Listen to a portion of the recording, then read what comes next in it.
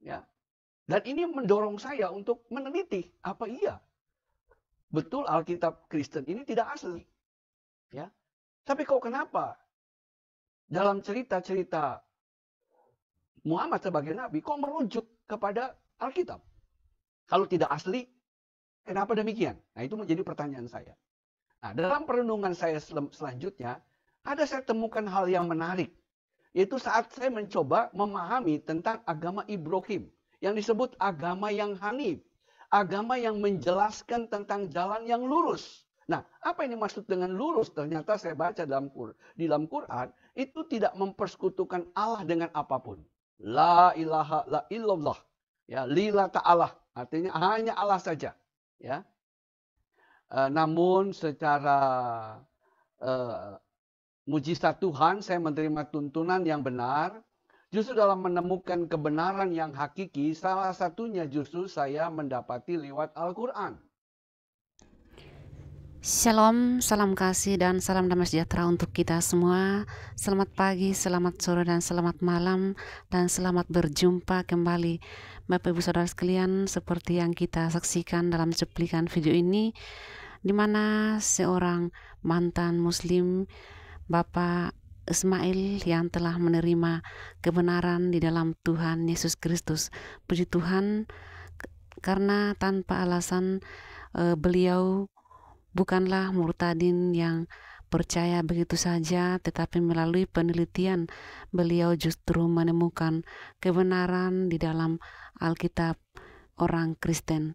Bapak Ibu Saudara sekalian, terima kasih karena Bapak Ismail memberitakan kepada publik seperti apa dan bagaimana isi Alkitab dan Al-Quran yang menjadi perbandingan hingga beliau memutuskan untuk murtad dan percaya kepada Tuhan Yesus. Bagaimanakah perjalanan beliau mengenal Tuhan Yesus dan percaya? Berikut langsung saja kita saksikan video berikut ini. Semoga kesaksian ini boleh memberkati dan menguatkan iman kita semua sebagai orang-orang yang percaya kepada Tuhan Yesus. Siapkan konsentrasi dan simak baik-baik video berikut ini. Pertama-tama mungkin ada yang di tengah-tengah kita yang non-Kristiani, saya ucapkan Assalamualaikum warahmatullahi wabarakatuh. Om Swastiastu Om, Namo Buddhaya, salam kebajikan dan Shalom kepada semua sahabat. Sekali lagi, saya ini hanya orang biasa yang mencari kebenaran. Namun secara mujizat Tuhan, saya menerima tuntunan yang benar. Justru dalam menemukan kebenaran yang hakiki, salah satunya justru saya mendapati lewat Al-Quran. Ya, dan saya mau menyatakan juga Al-Quran yang saya pelajari bukanlah Al-Quran dalam bahasa Arab. Karena saya tidak mengerti bahasa Arab.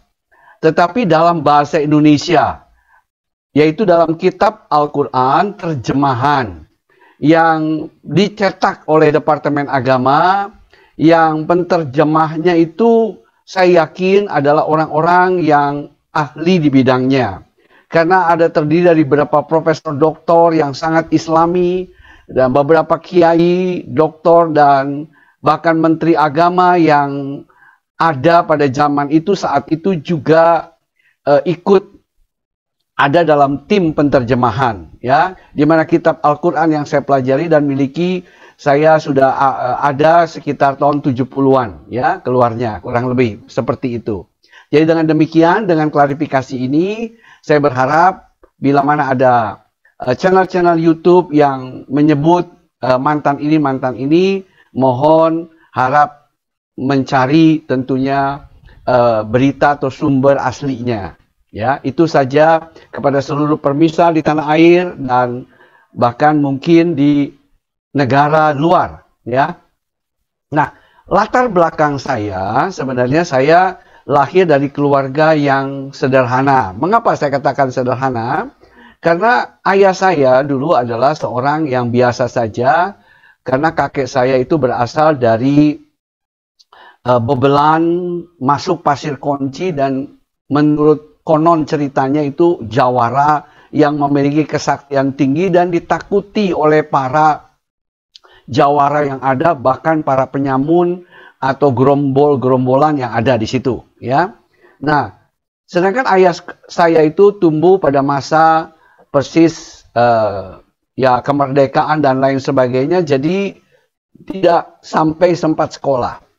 Ayah saya katanya mungkin tidak tamat SD, dan ibu saya dari Sukabumi, ya, tapi juga tak pernah sekolah. Namun syukur, alhamdulillah masih bisa membaca dan sedikit berhitung, ya. Nah, sehingga tidak heran di dalam saya bertumbuh sebagai remaja, pemuda, tentu saya tidak memiliki kerohanian yang mendalam. Bukan karena orang tua tidak mau mengajar, tapi memang kemampuan mereka sangat terbatas, ya.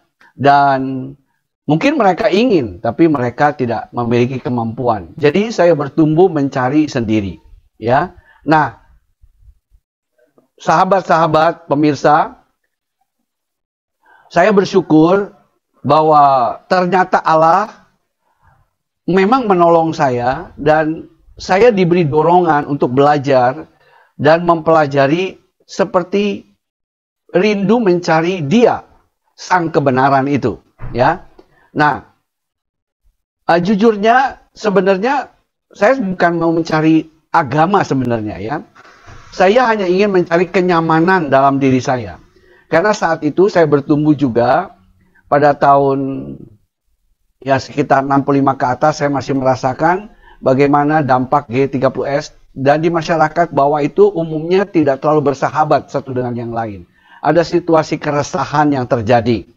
Nah, saya ini karena ibu saya juga ada dari keturunan ya Chinese, jadi saya juga kadang mengalami pengalaman yang kurang nyaman di tengah perkampungan saya tinggal. Sehingga untuk mengantisipasi hal ini, nah saya berpikir pada waktu remaja, wah saya harus memiliki sesuatu, yaitu saya berguru. Ya, saya masuk ke satu perguruan silat, ya, karena saya juga belajar kungfu, dasar-dasar kungfu. Kebetulan perguruan silat yang saya datangi itu merupakan silat yang bersifat hampir mirip memiliki kungfu, begitu ya.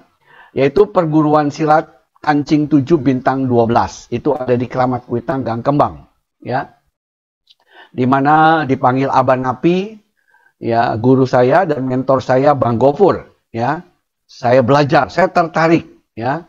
Karena ketika saya belajar, saya jadi jagoan, maka tentunya saya di kampung di mana saya ada akan lebih disegani.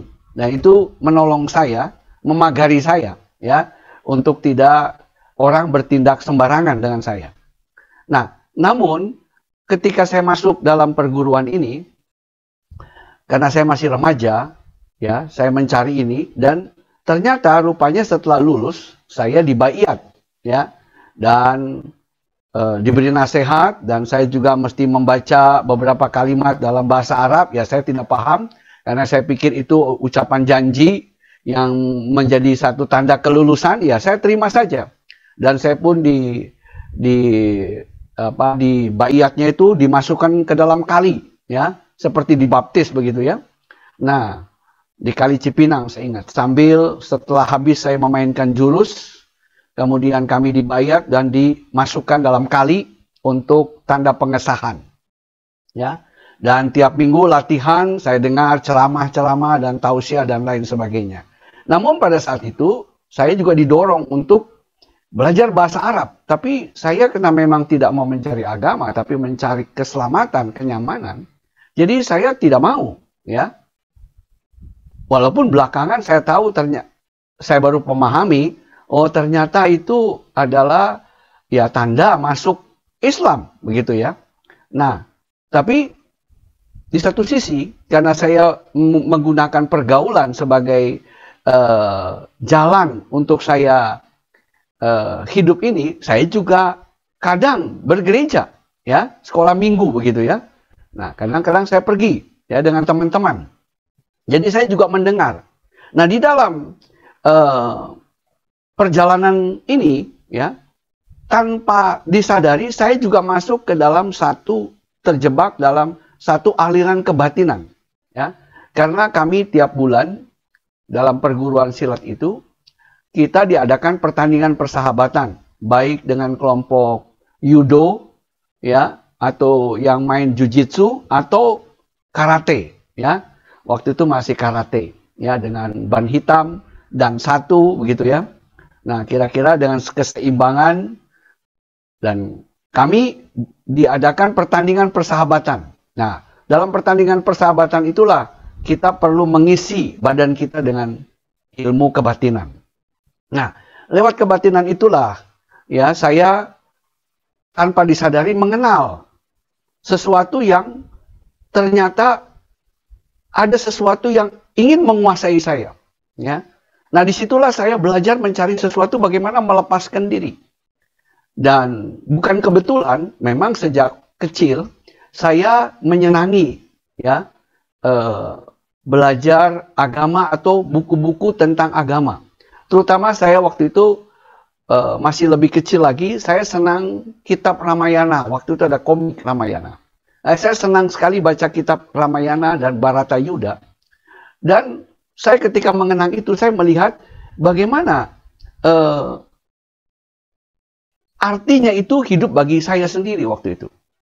Nah, ternyata saya menemukan bahwa di dalam Hindu itu ada begitu banyak dewa, ya. Ada begitu banyak dewa yang harus saya pegang, yang satu sakti, yang satu lebih sakti lagi. Dan membuat saya pikir, wah, ini ternyata tidak cocok dengan saya. Ya. Nah, di dalam perjalanan itu juga akhirnya saya juga melihat kepada agama Buddha. Ya, dalam agama Buddha saya pelajari juga bagaimana Buddha Gautama mencapai satu pencerahan, ya, kesempurnaan. Tetapi ketika saya pelajari dalam kitab Dhammapada dan dalam kitab-kitab Tripitaloka, ada hal-hal yang membuat saya tidak sanggup untuk mengikuti. Kenapa? Sebab diajar bagaimana kita harus menahan dan tidak punya keinginan apapun, ya. Bahkan kalau perlu kita hanya semedi tapa brata dan ya tidak menginginkan apapun di dunia, bahkan menikah pun tidak, ya. Wah, waktu itu saya tidak cocok karena saya anak muda. Saya pikir kalau saya tidak menikah bagaimana ini? Jadi saya merasa itu bukan untuk saya, ya. Mungkin untuk orang lain, ya. Tapi saya belum mendapatkan. Nah, dalam pencarian saya itu, seperti tadi saya katakan, kan setiap minggu habis latihan, kita dengar tausiah dan lain sebagainya. Nah, saya satu waktu mendengar bagaimana ada agama, ini agama terakhir. Kita di sini diajar dengan agama terakhir. Ya. Agama yang mendunia. Nah, saya mulai membaca. Ya. Kemudian saya mulai beli. Nah, itu kitab Al-Quran. Saya mulai baca. Nah, ketika saya mulai baca, saya melihat, wah, penting saya juga membaca Alkitab. Karena di dalam saya membaca baik pendahuluannya dan lain sebagainya tentang bagaimana Nabi Muhammad juga dikaitkan dengan ayat-ayat Alkitab. Sehingga saya juga jadi mengecek, melihat. Nah, dalam pencarian saya inilah, ada banyak hal yang bergolak di dalam batin saya. Banyak pertanyaan. Ya. Nah, pertanyaan apa saja yang ada pada saya ini? Nah, saya melihat ada 3 agama di dalam Al-Quran itu yang disebut, yaitu agama Yahudi, Kristen, dan Nasrani. Nasrani dan Islam maksud saya. Ya.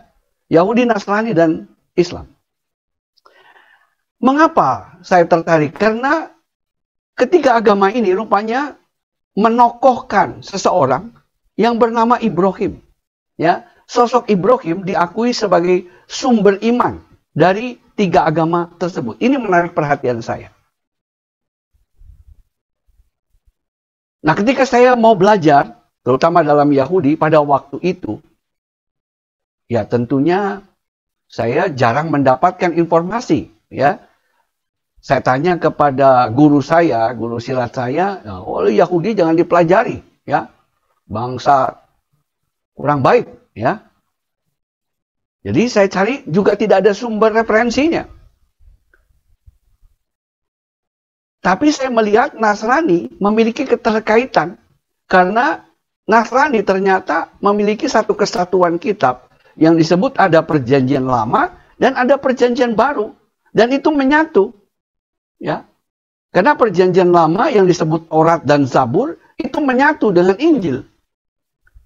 Jadi saya melihat sangat luar biasa dalam Nasrani ini. Ya,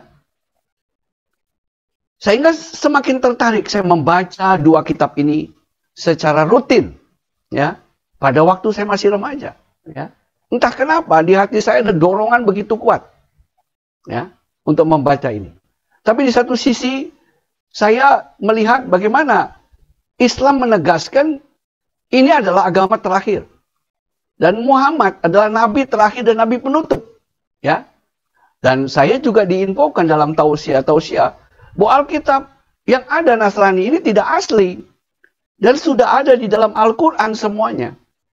Ya. Dan ini mendorong saya untuk meneliti apa iya betul Alkitab Kristen ini tidak asli. Ya, tapi kok kenapa dalam cerita-cerita Muhammad sebagai nabi kok merujuk kepada Alkitab? Kalau tidak asli, kenapa demikian? Nah, itu menjadi pertanyaan saya. Sehingga dengan demikian, itu mendorong saya untuk segera mengambil keputusan seperti apa. Walaupun saya sudah dibayar seperti tadi dan lain sebagainya, tapi saya merasa saya belum punya agama. Ya, yang betul. Saya belum memiliki pilihan mana Tuhan yang betul. Ya, mana kebenaran yang harus saya pegang. Jadi saya ingin menyelidiki segalanya dengan lebih baik dan lebih seksama pada saat saya masih muda seperti ini. Nah, dalam perenungan saya selanjutnya, saya temukan hal yang menarik. Yaitu saat saya mencoba memahami tentang agama Ibrahim, yang disebut agama yang hanif.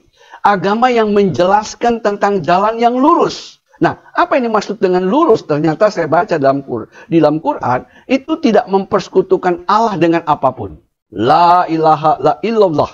Ya, lillah ta'ala. Artinya hanya Allah saja. Ya. Nah, saya membaca itu. Tetapi di dalam Alkitab, kita kan tahu. Ya, ada Allah Anak, Allah Putra, Allah Roh Kudus. Nah, saya mulai belajar. Bahkan saya mulai membaca juga mulai berbagai sejarah lainnya yang berkaitan dengan zamannya saat itu. Ya. Nah, yang menarik di dalam Quran, Muhammad pada waktu itu untuk menjadi nabi, dia mendapat wahyu. Ya, di dalam Quran An-Nahl 100 ayat 123 dikatakan, Kemudian kami wahyukan kepada Muhammad, ikutlah agama Ibrahim, seorang yang hanif, dan bukanlah dia termasuk orang-orang yang mempersekutukan Tuhan. Jadi saya melihat Muhammad sebagai nabi itu diberi pewahyuan oleh Allah. Allah itu memberikan pewahyuan. Engkau jangan kemana-mana, ikutlah agama Ibrahim. Wah, ya, begitu. Nah, saya juga bingung, agama Ibrahim ini yang mana? Bukankah ada Israel, yaitu Taurat, Musa, dan hanya ada Nasrani, Isa Al-Masih, Injil. Tapi agama Ibrahim yang mana? Nah, ini yang menarik saya untuk saya terus mendalami pemikiran ini. Ya. Selanjutnya bahkan di dalam Al-Baqarah, ya, ayat 135, ya, Muhammad pernah diperhadapkan dengan bujukan, ya, dari pengikut Yahudi maupun pengikut Nasrani. Mereka berkata, mari jadi pengikut aku, pengikut agama Yahudi atau Nasrani. Tapi katakanlah, ya, tidak, melainkan aku mengikut agama Ibrahim yang lurus. Dan Ibrahim bukanlah dari golongan yang musyrik. Nah, jadi kita melihat, apa sih sebenarnya yang diprotes oleh Quran dalam hal ini? Ya, bukankah Yahudi waktu itu juga jelas mempraktekkan agama Ibrahim melalui Musa, ya, dengan segala turunannya, ya. Tapi Islam berbeda, ya. Nah, bahkan ditegaskan Ibrahim itu bukan seorang Yahudi dalam Ali Imran ayat 67. Dan bukan pula seorang Nasrani. Saya berpikir, oh ya benar juga. Ibrahim itu orang Aram, ya. Dia bukan orang Yahudi. Dia melahirkan anak-anaknya lah yang disebut Yahudi atau Israel melalui Yakub. Dan dia juga tidak beragama Nasrani. Apa agama Ibrahim? Nah, jadi ini menarik perhatian. Sehingga saya semakin didorong untuk lebih belajar dalam hal ini, ya. Dan sekali-sekali bukanlah dia termasuk golongan orang yang musyrik. Saya melihat, wah, Nabi Muhammad ini betul-betul diberikan petunjuk, ya. Nah, jadi dengan demikian saya melihat luar biasa. Tapi ketika saya mempelajari bagaimana sosok Nabi dengan sosok Isa Al-Masih, apa sih keistimewaannya, ya, daripada Muhammad sebagai Nabi dengan Isa Al-Masih? Saya terkejut ketika saya membaca di dalam Al-Quran pertama juga, ya, selain di dalam Alkitab, tapi di dalam Al-Quran ternyata juga ditulis bagaimana Isa itu dilahirkan, ya. Bahkan di dalam surat Maryam, ya, ayat 34. Dikatakan, sesungguhnya kami telah mendatangkan Alkitab kepada Musa. Dan kami telah menyusulinya berturut-turut itu dengan rasul-rasul. Dan telah kami berikan bukti-bukti kebenaran mujizat kepada Isa, putra Maryam. Wah, luar biasa ini, ya. Nah, saya melihat bagaimana kisah Isa. Nah, Bapak Ibu pemirsa yang berbahagia, ya. Mungkin ada banyak tahu, tapi saya ingin menegaskan saja. Ini adalah hal umum. Bapak Ibu bisa membacanya di dalam Quran dan Alkitab, ya. Saya pikir Quran dan Alkitab bahasa Indonesia itu juga merupakan hal yang baik. Kenapa saya menggunakan bahasa Indonesia? Saya percaya Allah di sorga itu tidak akan bingung dengan bahasa saya. Dan kebenaran itu tidak bisa dibatasi oleh bahasa, ya. Seandainya saya memakai bahasa yang paling sederhana sekalipun, saya percaya Allah tidak sekedar mendengar bahasa saya, tapi juga melihat hati saya, ya. Hati yang mau mencari Dia, hati yang mau mencari kebenaran, hati yang mau berjumpa dengan Allah yang benar. Nah, oleh sebab itu saya tidak ragu belajar dari kitab Al-Quran terjemahan. Dan saya juga yakin para penterjemah yang dari berapa profesor dan orang-orang yang terhormat yang ada di negeri ini juga tidak akan membuat kata-kata yang serampangan yang akan membuat umat menjadi salah dalam berpikir, ya. Saya kira mereka juga sudah memikirkan secara baik-baik, mempertimbangkan dengan matang, sehingga kalimat yang ditulis dalam bahasa Indonesia itu adalah kalimat yang betul-betul memiliki kemiripan dengan arti bahasa aslinya, ya. Sehingga dengan demikian, saya mempercayai apa yang tertulis dalam bahasa Indonesia ini adalah satu hal yang baik, ya. Nah, ketika saya baca, saya membedakan antara sosok Isa, ya, siapa sih sebenarnya? Betulkah agama Nabi terakhir itu, dan di mana Muhammad sebagai Nabi mengklaim memiliki link yang kuat, ada benang merah yang kuat dengan dirinya, dengan Ibrahim sebagai agama yang diwahyukan kepada dia, ya. Nah, ketika saya melihat ini, saya mulai membandingkan bagaimana keberadaan Muhammad sebagai Nabi dengan Isa, ya, Al-Masih. Nah, saya terkejut ketika melihat kelahiran Isa Al-Masih. Ternyata Isa Al-Masih memiliki kelebihan-kelebihan yang sangat-sangat mengagumkan, ya. Sehingga lewat Al-Quran, saya semakin seperti dituntun untuk membaca Alkitab. Dan ketika saya membaca Alkitab, saya memiliki kepastian yang lebih pasti dari sebelumnya. Apa yang saya dapat di dalam Al-Quran? Yang saya dapat di dalam Al-Quran, Isa Al-Masih itu lahir diperkuat dari Roh Kudus. Dan lahir berdasarkan berita yang diterima oleh ibunya, di mana malaikat Jibril datang kepada ibunya, yaitu Siti Maryam, ya, dan menjelaskan akan lahir putra bagimu dan namakanlah dia Isa Al-Masih. Namanya pun diberikan oleh Allah. Ya. Ini luar biasa. Ada dua nama yang diberikan oleh Allah. Yaitu pertama, Yahya lewat Zakaria. Ya, dari Quran. Dan Isa Al-Masih. Itu dua nama. Hanya Nabi Yahya tidak terlalu dijelaskan di dalam Quran. Ya, dan saya juga melihat di dalam Alkitab, Nabi Yahya itu hanya sebagai persiapan jalan untuk Isa Al-Masih. Nah, sosok Isa Al-Masih, dia dari kalimatuhu, dari kalimat Allah. Dan diperkuat oleh Roh Kudus. Oh, luar biasa. Bahkan ketika orang Israel, menurut kesaksian Quran, ketika mencoba menyaksikan akan mujizat Isa ini, ya, Al-Quran memberikan kesaksian bagaimana Isa bisa ngomong dari kecil sejak bayi. Ya, itu kelebihan yang pertama. Kelebihan yang kedua, dia memiliki mujizat, ya, di mana Allah memberikan dia mujizat untuk membuat burung dari tanah dan memberi kehidupan sehingga jadi burung benar. Wah, hebat. Ya. Memiliki mujizat. Kemudian dia pun diajar. Yang mengajar Isa Al-Masih itu Allah. Ya.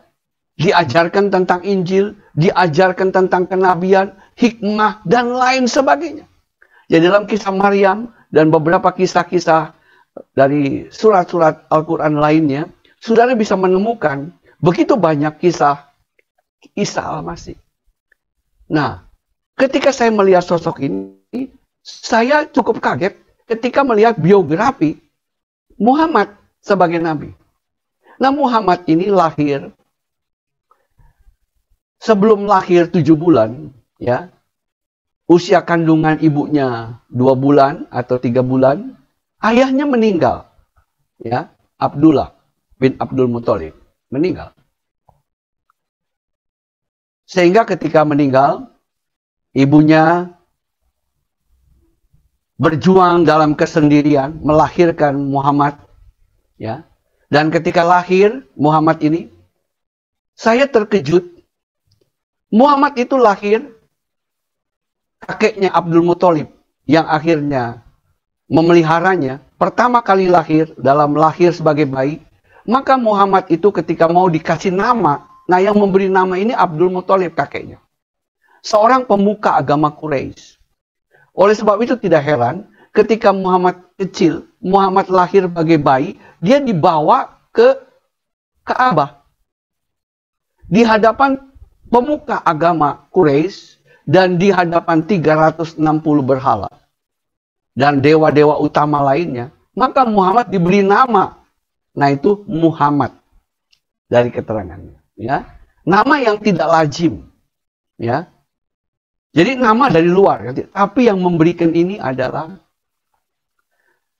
tokoh agama Quraisy, tokoh agama pagan, tokoh agama yang merupakan agama bangsa Quraisy, agama penyembah berhala.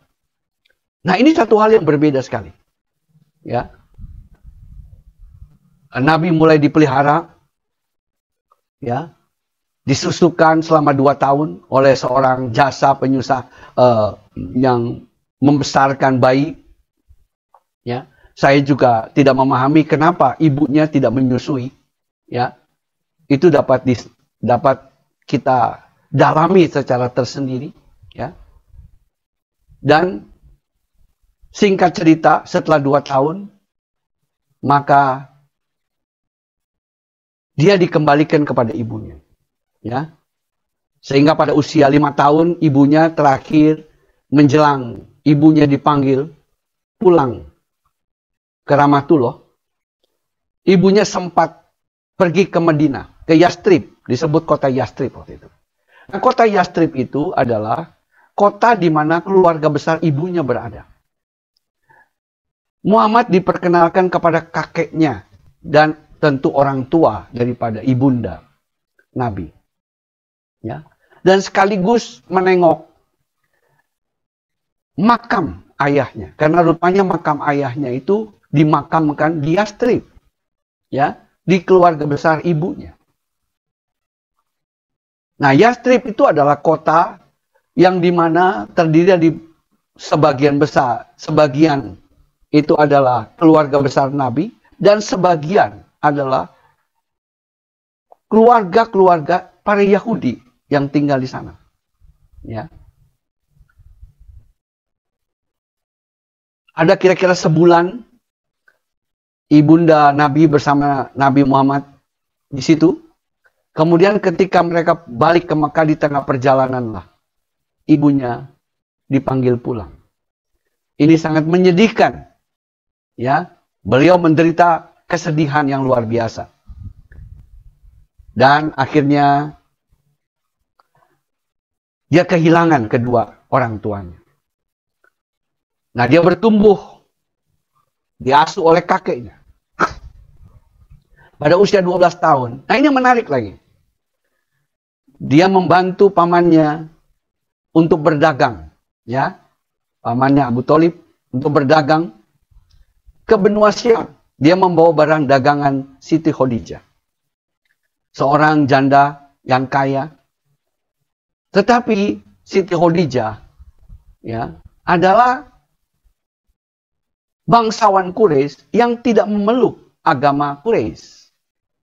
Ya, ternyata dia satu komunitas dengan pamannya, yaitu Waraka bin Nawfal, seorang pendeta Nasrani yang alim, yang mengerti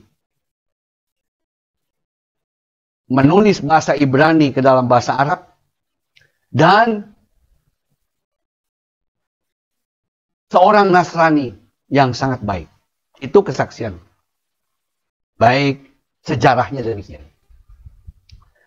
Nah, ketika dia berdagang, rupanya dengan segala kejujuran dan kebaikan dan kepiawaian Muhammad, ya, dengan apa yang sudah dia pelajari, ternyata ini menarik perhatian, membuat Siti Khadijah itu jatuh hati kepada Nabi, ya, sehingga pada usia 25, ya, mereka menikah.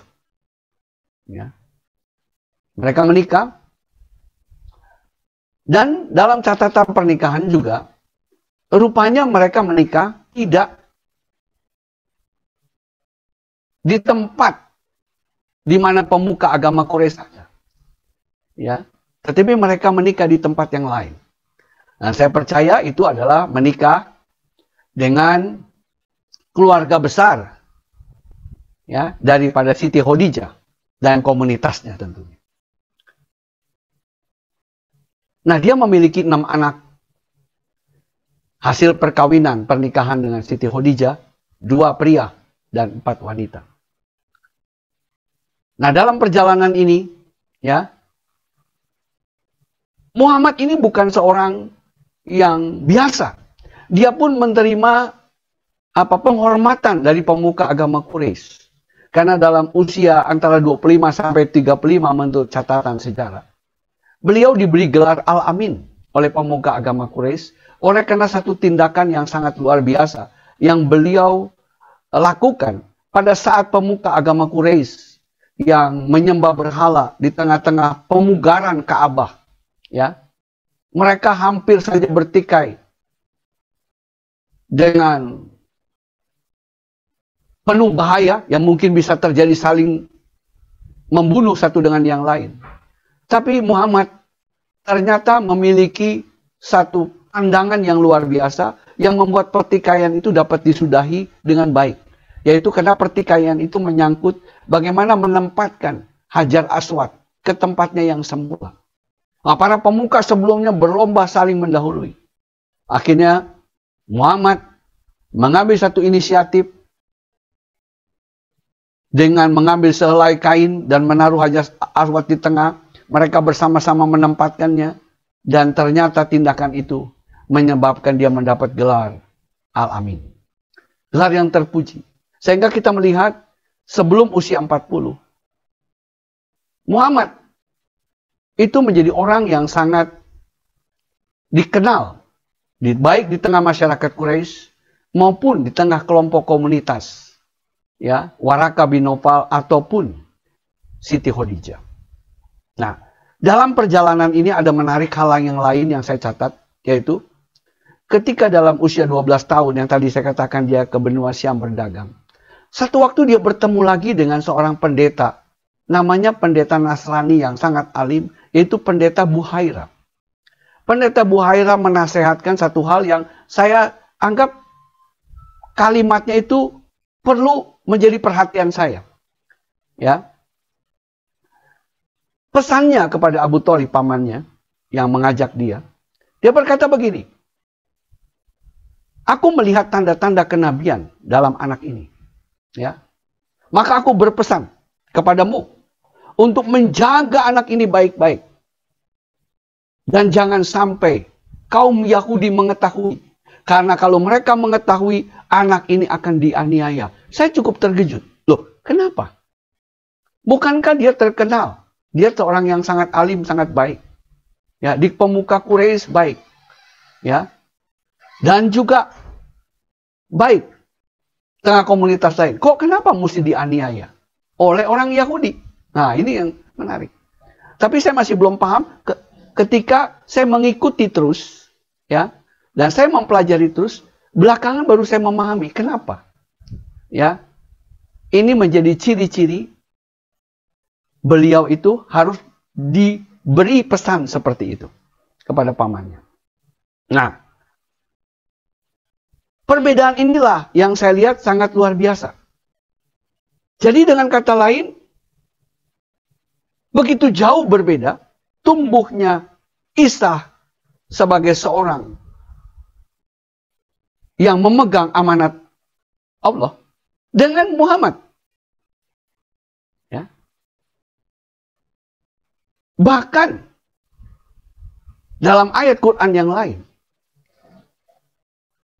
kita melihat ketika Muhammad menerima wahyu pertama di Gua Hiro, ya, dia tidak sempat mengenali siapa. Ternyata yang memberikan pewahyuan itu hanya utusan Allah, bukan Allah sendiri. Ini yang membimbangkan saya. Ya, bagaimana dia mengklaim dia menjadi nabi terakhir? Kalau dari mulanya aja, dalam pertumbuhan selanjutnya, sangat berbeda dengan Isa. Ya.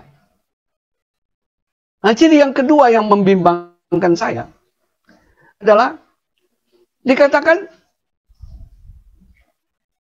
ketika kedua kali dia menerima dengan sangat ketakutan, ya.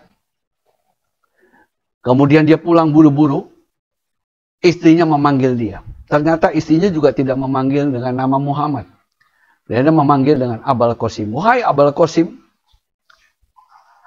apa yang terjadi padamu?" Ya. Sesudah berulang-ulang ditanyakan, dan dia mulai redah dari segala kecemasan dan ketakutannya. Muhammad menceritakan pengalamannya, apa yang terjadi dalam Gua Hiro. Karena dia berkata, selimuti aku, ya. Artinya itu keringat dingin, ya. Mungkin takut, khawatir, cemas, keringat dingin, dan sehingga membuat dia bingung, ya, merasa sakit. Nah, setelah istrinya tahu, Siti Khadijah tahu, nah Siti Khadijah bercerita kepada pamannya, pendeta Nasrani ini. Dan ini lagi menarik. Ketika pamannya mendengar dan bertemu dengan Nabi Muhammad, dia berkata, "Wah, kudus, engkau diberkahi. Ya. Engkau menerima pengalaman seperti pengalaman Nabi Musa," katanya. Dan perkataan-perkataan Waraka memberikan kekuatan kepada dia. Wah, saya cukup terkejut melihat ini. Kenapa? Saya makin bimbang. Kenapa dia tidak datang ke pemuka agama Quraisy? Ya. Kenapa dia tidak datang juga ke pemuka agama Yahudi? Tetapi dia datang ke pemuka agama Nasrani. Untuk memberikan kekuatan kepada dia. Saya mulai bimbang. Yaitu,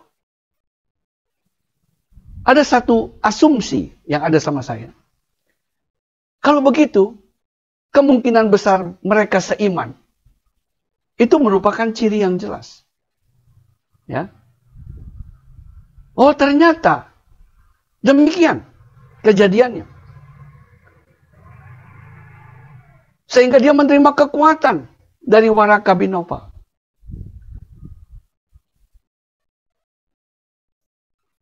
Bahkan ayat Quran yang lain berkata, kalau Muhammad merasa ragu atas imannya, bertanyalah kepada orang-orang yang diberi kitab sebelum kamu. Waduh. Ya. Ternyata seandainya Muhammad ragu, Muhammad perlu bertanya. Jadi dengan kata lain sangat berbeda jauh dengan Isa. Ya. Inilah yang membuat saya mulai cenderung melihat Isa lebih baik dari segala-galanya. Tetapi saya masih melihat bagaimana linknya. Karena sudah ditutup dia sebagai agama penutup. Dia mewarisi agama Ibrahim. Nah, yang kedua inilah yang membuat saya tidak ragu untuk memilih Isa sebagai penuntun saya untuk menuju ke arah Bapa di sorga. Ya. Dan saya dapat meyakini bahwa Isa lah yang terbaik. Ya. Dari mana saya dapatkan ini? Ini kesaksian saya, Bapak Ibu pemirsa sekalian. Ini untuk saya, bukan untuk Bapak Ibu sekalian mungkin. Ya. Karena ini saya mencari dan ini kesaksian saya dan apa yang saya dapati. Yang meyakinkan diri saya. Ya. Nah, keyakinan saya lainnya adalah ada satu hal yang dilupakan oleh Muhammad sebagai nabi. Ketika saya membaca, ya, di dalam satu ayat, ya, yaitu bagaimana Ibrahim menerima perjanjian, ya, dari Allah, ya, dia berkata begini, ya, satu hal yang luar biasa, ya.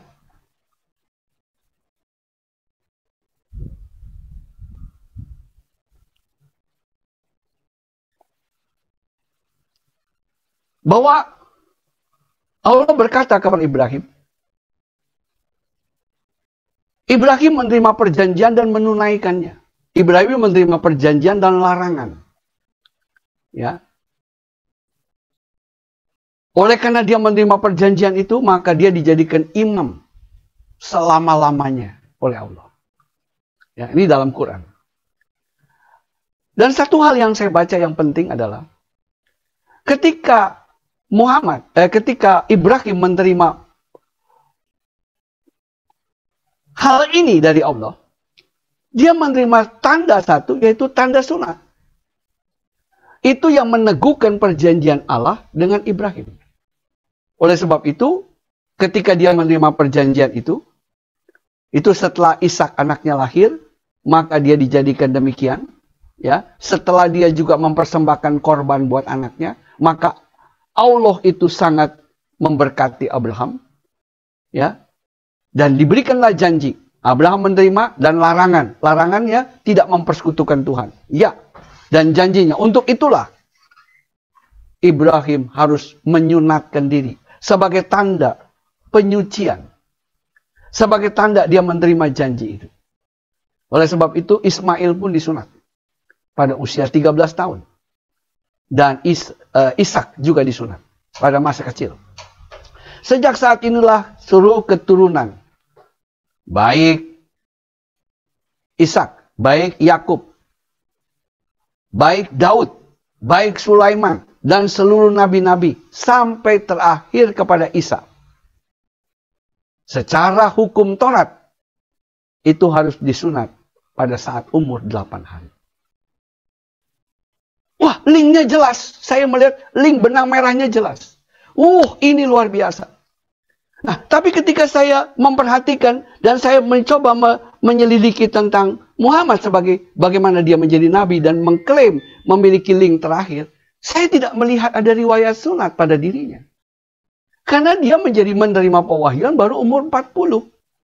Bahkan ketika lahir, dia pun lahir di bawah ke Ka'bah berhala. Yang ada berhalanya.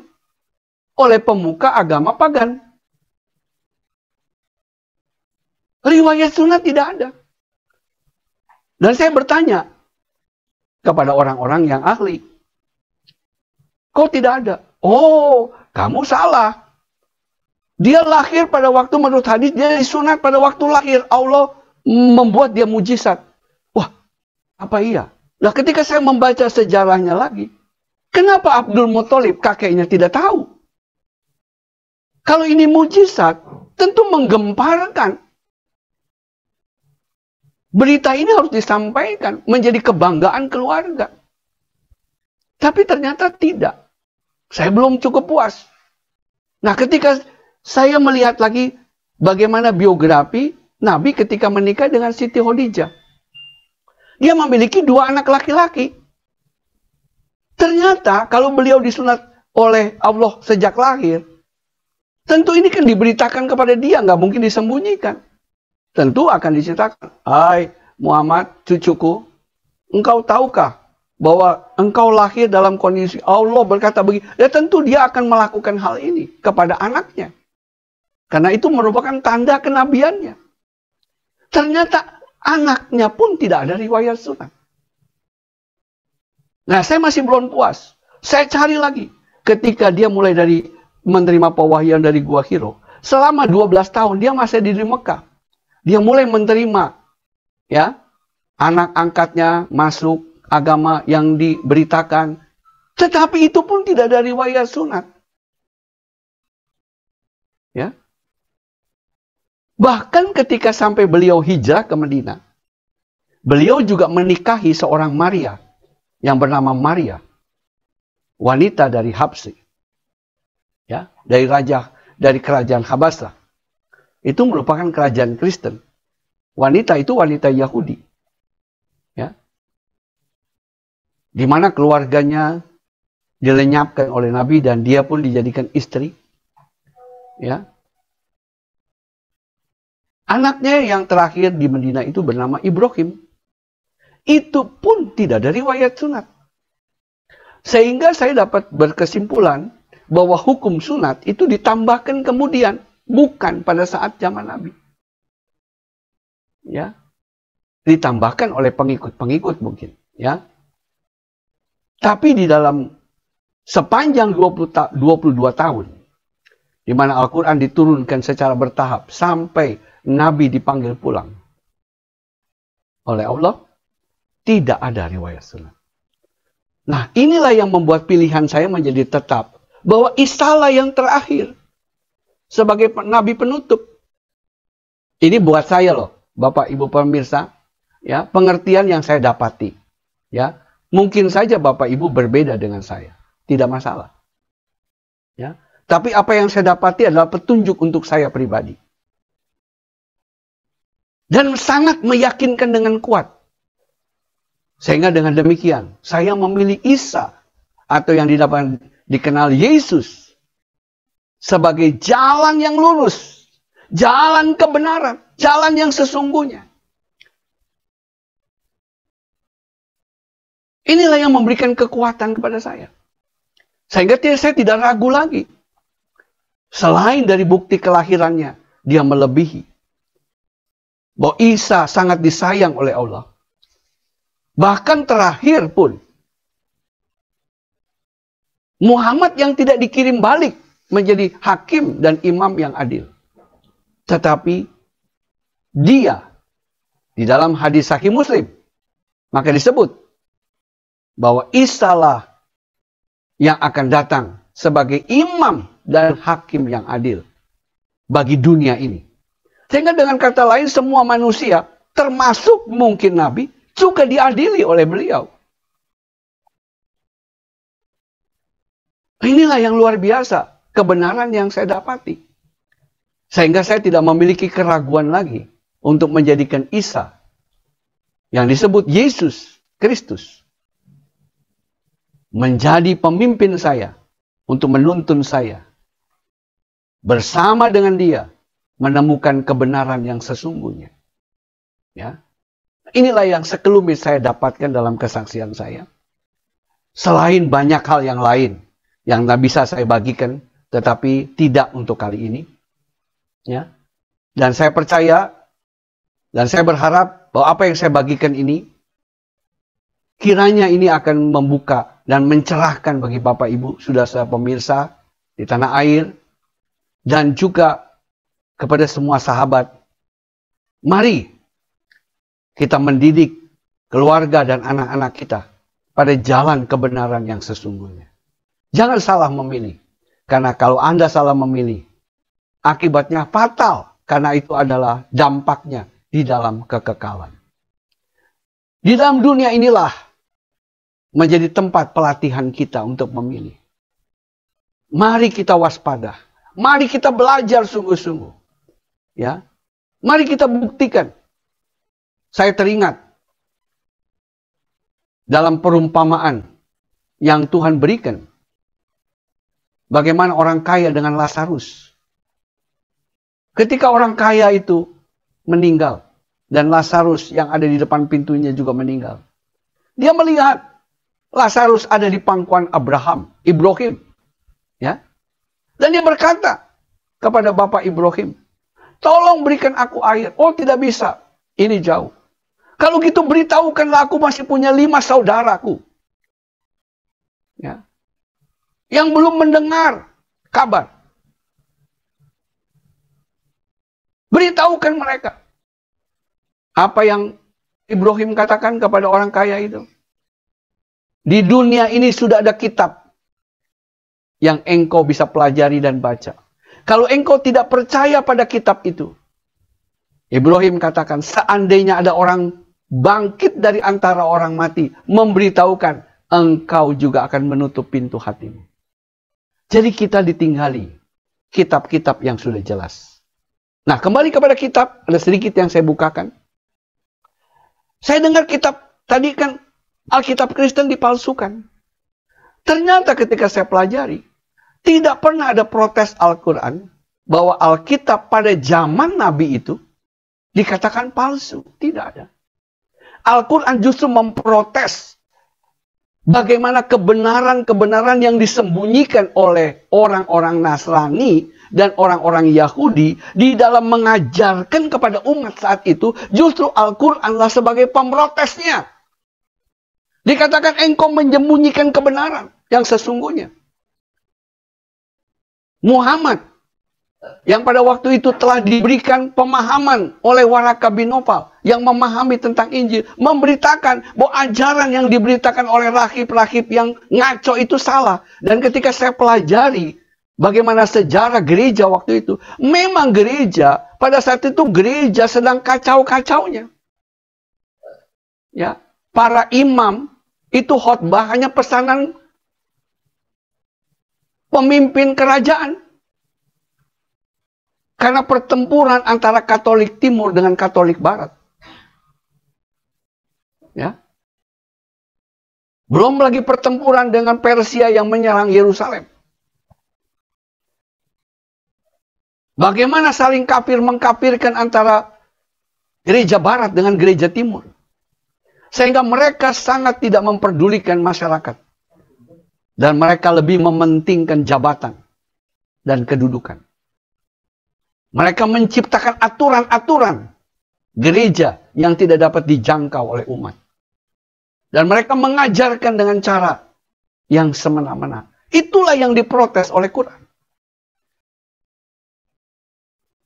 Engkau menukar dengan harga. Jadi mereka jual ayat. Khotbahnya dibayar. Pembicaraannya, tarifnya berapa? Itulah yang diprotes. Tapi bukan kitabnya. Justru dalam kitabnya, Muhammad diajarkan bertanya kepada orang yang alim, betul-betul alim. Karena ada orang Nasrani yang betul-betul jadi sahabat. Ini menarik sekali Bapak Ibu. Oleh sebab itu saya mempelajari, sekarang saya baru tahu, saya mempelajari ini dari segi analisis historis. Ya. Dan saya membaca juga berbagai buku-buku referensi, baik dari buku Syekh Qodarawi, ya, baik dari buku-buku Quraish Shihab, dan dari berbagai dokumentasi lainnya. Nah, saya percaya apa yang bisa saya bagikan kepada Bapak Ibu, pemirsa Miracle Channel, baik yang ada di Indonesia maupun yang ada di luar negeri, atau di mana saja Anda berada, dan membagikan kepada yang lain. Mari yuk kita belajar kitab yang ada, yang Allah sudah tinggalkan buat kita. Dan di sanalah terletak petunjuk, cahaya. Kalau Quran berkata petunjuk dan cahaya yang benar, yang kita bisa gali. Karena saat ini kebenaran tidak dapat ditutupi. 200 tahun sebelum kita sekarang ini, apa yang saudara bahas di sana tidak terdengar. Sekarang ini tinggal pakai jempol saudara. Semua dapat diketahui dengan jelas. Saya teringat kitab Nabi Daniel bahwa akhir zaman sebuah kebenaran akan diungkapkan. Mari waktunya tinggal sedikit lagi. Jadikan hidup saudara menjadi berkat bagi orang lain. Dan saya percaya Tuhan akan memakai setiap kita yang rindu mencari kebenaran, yang mencari Dia selagi Dia berkenan ditemui. Carilah, maka engkau akan mendapatkan. Ketuklah pintu, maka pintu akan dibukakan bagimu. Kalau kita berserah diri, muslim betul, maka saya percaya itulah agama Ibrahim, agama yang berserah diri. Itulah yang dikumandangkan. Dan kita jangan salah pilih. Allah sudah menetapkan Isa Al-Masih yang menjadi berkat bagi seluruh bangsa. Tuhan memberkati kita sekalian. Saya kira cukup sekian. Saya kembalikan kepada Pak Franky. Luar biasa. Puji Tuhan Pak Ismail ya. Kita mendengar sangat luar biasa kesaksian dari Bapak Ismail dan memberikan juga kita wawasan, pengetahuan dari sejarah yang mungkin juga sahabat-sahabat mereka yang belum tahu. Luar biasa malam hari ini Pak ya, kita menerima berkat yang luar biasa. Semoga kesaksian ini juga bisa memberkati banyak orang. Dan kita yakin dan percaya, mereka yang diselamatkan adalah mereka yang dipercaya, mereka yang percaya kepada Tuhan Yesus, mereka yang percaya kepada jalan kebenaran. Karena Tuhan Yesus adalah milik siapa saja bagi mereka yang percaya. Baik, saya akan menyapa teman-teman di Zoom ya. Barangkali teman-teman di Zoom ada yang mau bertanya, boleh silakan. Ya, nama dulu ya, Pak Beni Purba, betul ya? Iya, betul Pak. Ya, boleh. Silakan Pak Beni, langsung. Iya, baik. Terima kasih buat Pak Ismail. Saya tidak bertanya. Saya sangat diberkati dengan kesaksian Bapak malam ini. Ternyata betul sekali kalau malam ini baru saya tahu. Ternyata di Al-Quran juga itu disebutkan bahwasanya nanti yang akan menjadi hakim, yang akan mengadili kita, yang diutus adalah Tuhan Yesus Kristus seperti itu, atau Nabi Isa begitu. Bukan Al-Quran, bukan Al-Quran itu hadis. Hadis ya Pak. Oh ya. Iya, jadi artinya kan itu yang mungkin teman-teman Muslim yang pelajari pasti mereka juga mengetahui hal itu, bahwasanya nanti yang akan datang untuk menghakimi dunia ini adalah Isa Al-Masih atau Yesus Kristus. Terima kasih Pak untuk berkatnya malam ini. Baik. Saya tambahkan, memang dia yang datang. Tapi di dalam hadis itu diceritakan akan membunuh babi, akan ini. Itu saya abaikan. Kenapa? Saya abaikan itu teknis nanti di kerjaan. Tetapi kedatangannya itu prinsip. Gitu. Ya, dia datang sebagai hakim yang adil dan imam yang adil. Soal apa yang dilakukan nanti itu tentu tidak bertentangan dengan keadilannya. Kan begitu kira-kira. Jadi sebab itu jangan terjebak pada nanti apa yang dilakukan. Gak usah, itu teknis. Itu bisa berubah sesuai keadaan. Tapi prinsipnya Allah yang menentukan dia yang akan datang, bukan yang lain. Itu persoalannya. Terima kasih. Baik. Terima kasih Pak. Baik.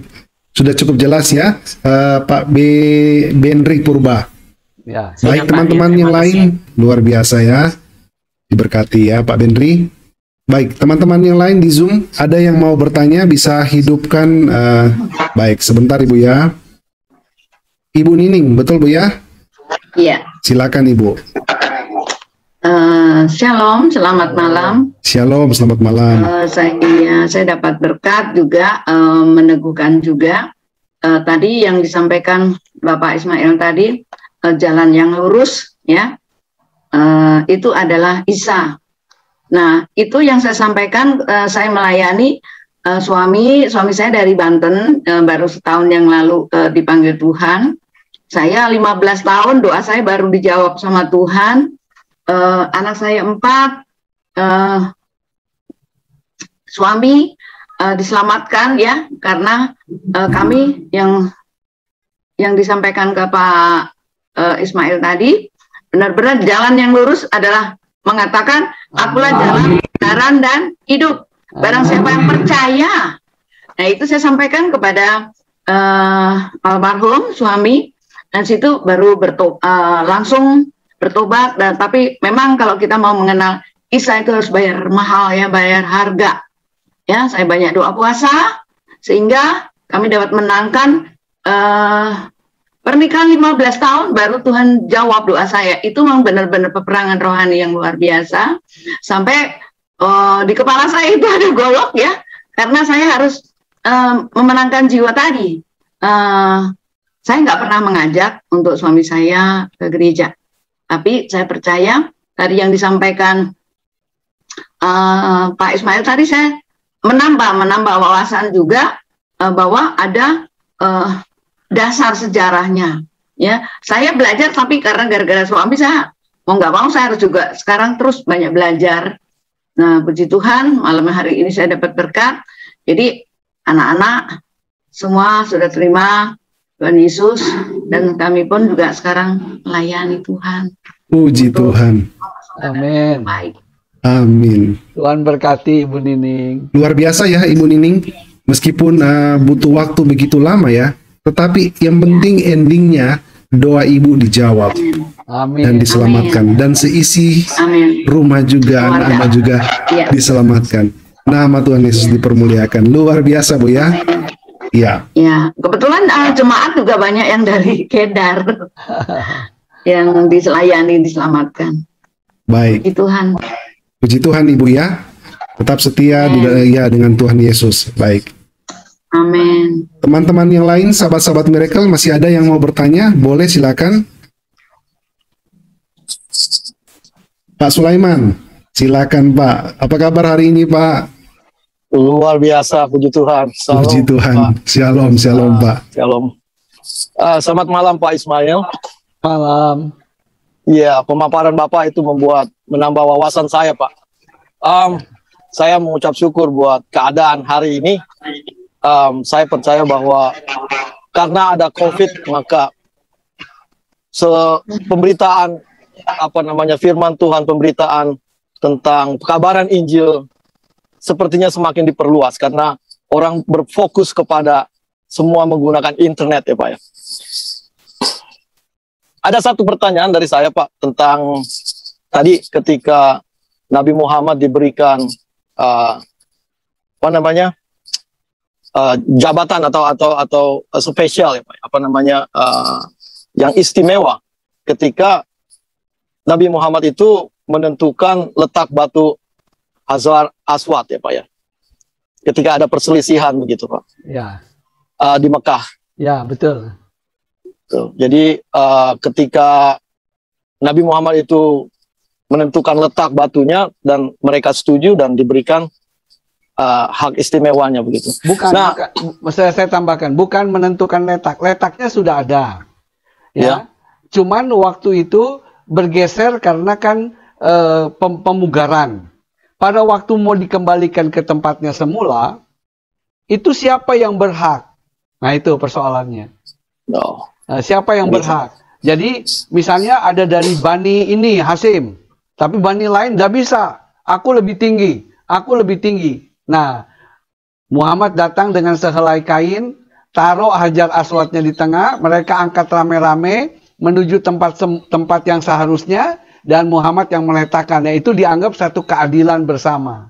Nah, itu dipuji dengan kejeniusannya. Sehingga dia mendapat gelar yang cukup dihormati di pemuka agama Quraisy, yaitu agama pagan. Sehingga dia memiliki kehormatan tersendiri di tengah-tengah bangsanya, di tengah-tengah masyarakat, atau itu kan keluarga besarnya.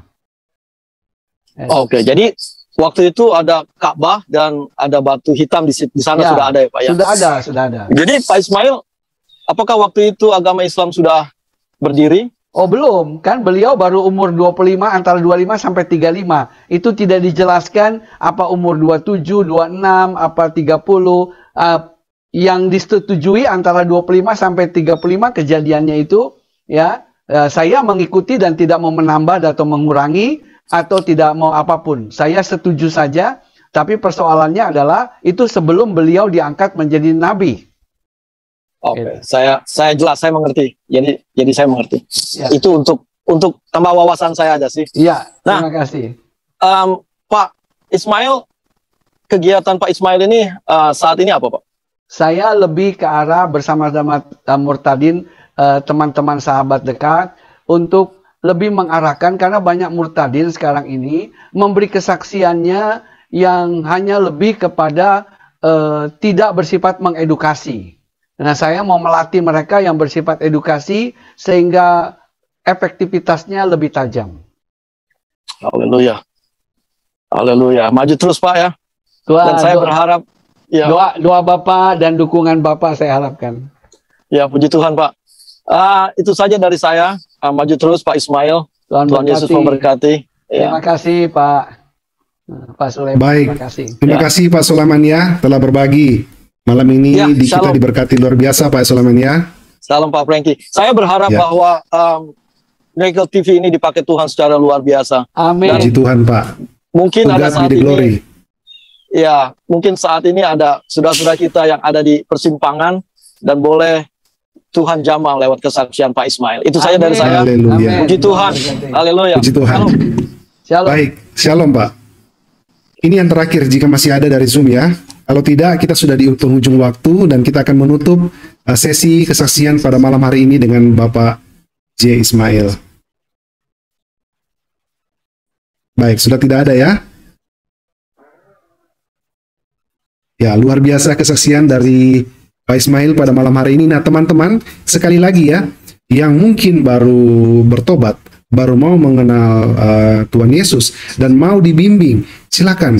Pak Ismail adalah salah satu tokoh yang kalian bisa ikut, yang kalian bisa minta bimbingan.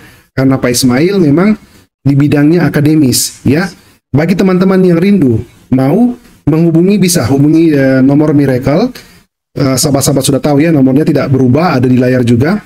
Dan saya akan kasih tahu ke Pak Ismail, agar supaya teman-teman bisa terhubung dengan Pak Ismail untuk menerima bimbingan atau didikan yang supaya lebih tajam dan efektif. Begitu Pak Ismail ya? Ya, betul. Luar biasa.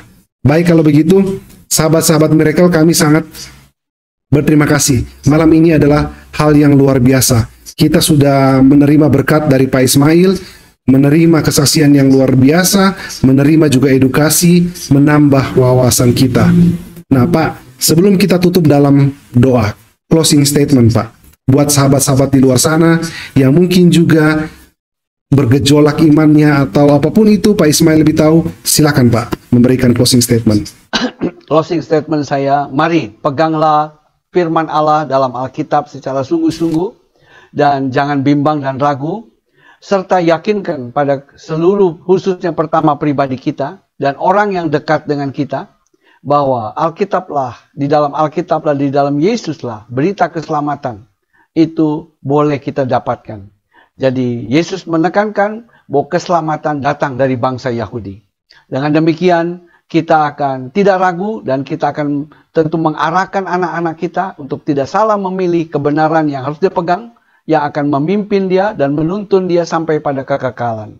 Jangan bermain-main dengan waktu, jangan menunda-nunda, tapi lakukanlah dengan sungguh-sungguh hari-hari ini agar kita tidak ketinggalan dan menyesal seperti 5 gadis yang bodoh. Tuhan memberkati. Puji Tuhan, dan begitu luar biasa kesaksian dari Bapak Ismail. Saya secara pribadi merasa sangat terberkati dan merasa sangat luar biasa atas kesaksian Bapak Ismail, seorang murtadin yang telah percaya kepada Tuhan Yesus. Kesaksian ini bukan kaleng-kaleng, bukan pengakuan yang palsu, tetapi melalui penelitian hingga Bapak Ismail boleh matang memutuskan untuk percaya kepada Tuhan Yesus dan menjadi seorang Kristen. Puji Tuhan, semakin banyak yang mengenal Tuhan Yesus. Kita bangga sebagai anak-anak Tuhan, dan kita jangan kalah untuk memperdalam iman, mengenal siapa sosok Tuhan Yesus yang begitu dikagumi banyak orang. Demikian saudara, Tuhan Yesus memberkati dan shalom untuk kita semua.